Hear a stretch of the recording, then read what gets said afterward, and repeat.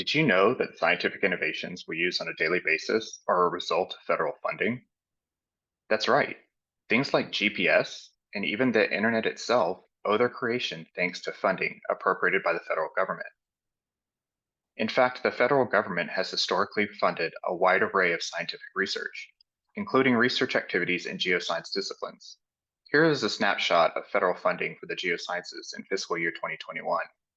You can see from the pie chart how funding for the geosciences comes from many federal agencies with different missions.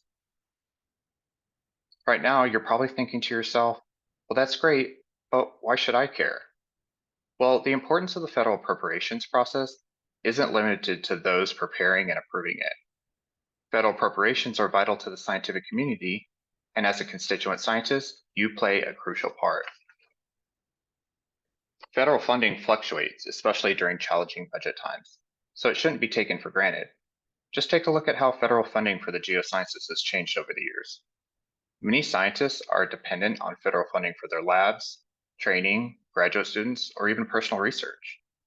Even for those scientists whose research doesn't depend on federal funding, many rely on data from federal science agencies.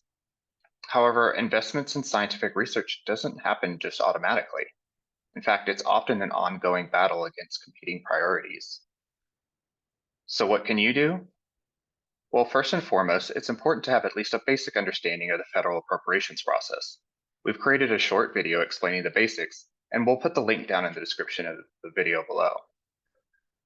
You should also sign up for our monthly Science Policy Alert newsletter, where among other things, we share policy and appropriations updates. You can also respond to action alerts from us that give you the opportunity to send direct messages to your legislators. These opportunities are typically shared via our newsletter and social media.